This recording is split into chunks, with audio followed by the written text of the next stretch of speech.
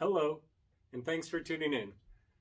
Thanks for joining me, Fix It Up Jack, as we continue part 2 of this Husqvarna chainsaw rebuild. In the first part, I explained that this chainsaw was a lucky find. It was upside down in the creek near my house, and so I'm here to give it a new life by getting it cleaned up, fixed up, and put back into service. As you can see, if we pick up where I left off in the first video, I've taken the parts that I disassembled and they've all gone through a deep cleaning process.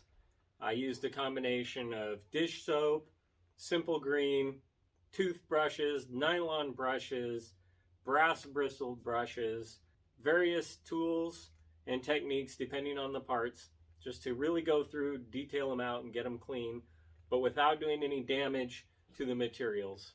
When you're working with plastics like these, you don't want to be too aggressive with a wire brush, a steel bristled brush or anything like that. You'll just scratch it up and it'll look terrible. So it's really important to choose the proper products and the proper tools for the job. That being said, we'll pick up where we left off in the first part by digging into what's left here, the actual heart of the chainsaw. You can see here we still have the cylinder, the clutch, the magneto, and the oil system that needs to be addressed. As I've gone through, I've determined that this chainsaw wasn't really all that old, and it's really not in that bad of shape. So in order to save myself some hassle, I think we're going to go ahead and strip it down to the motor case, but I'm not going to break it apart. I'm not going to take the piston out. I have reason to believe that the piston is fine, and I don't want to have to deal with replacing the head gasket and those kinds of things. So we'll just strip it down, sort of get to the heart of it around all these aluminum parts here. Same with the muffler. I think it's fine. I think trying to break these screws free is liable to open a can of worms that we just don't really want to deal with on this project.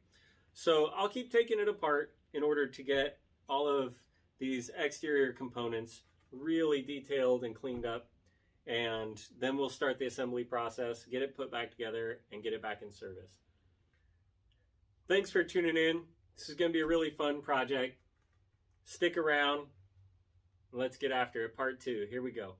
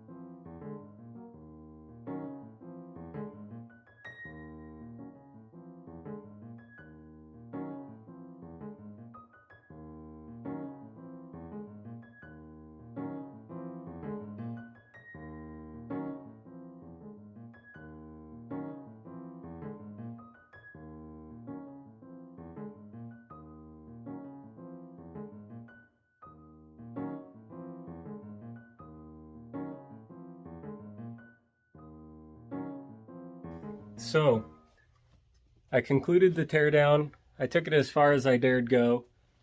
It turns out it was a little more complicated than I thought it would be. The casework actually is incorporated into the oiling system, so I really didn't want to break that case apart and have to deal with those gaskets and have future leaks and that kind of stuff as well.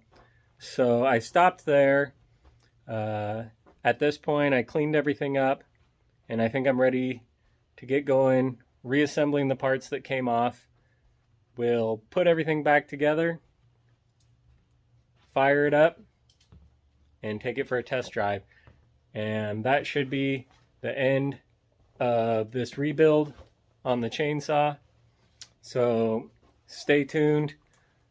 I'll set up the camera and we'll get some video of the reassembly process.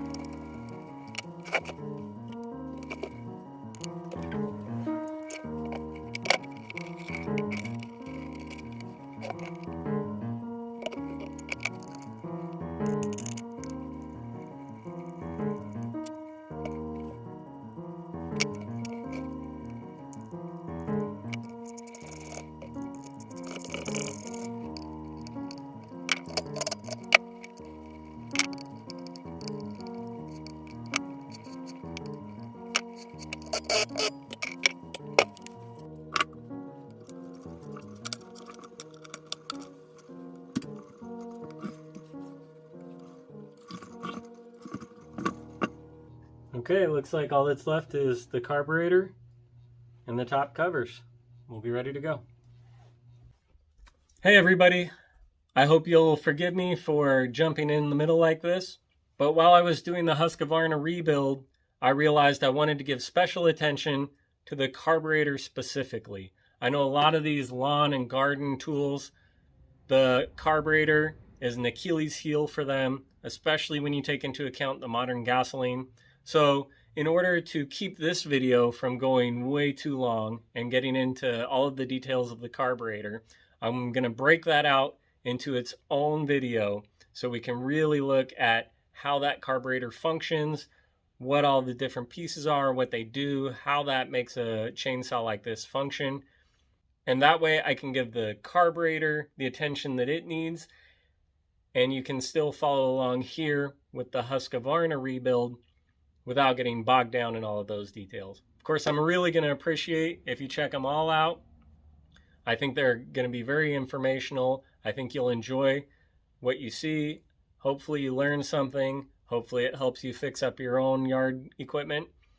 Because at the end of the day, that's what I'm really here for. I'm here to help you guys out, share a little bit of my knowledge with you.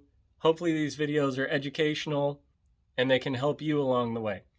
So without further ado, right now we're going to jump back into the final part of the Husqvarna rebuild. We'll take that through to its conclusion, and I'll put a link above for the carburetor rebuild video. All right, let's dive back in.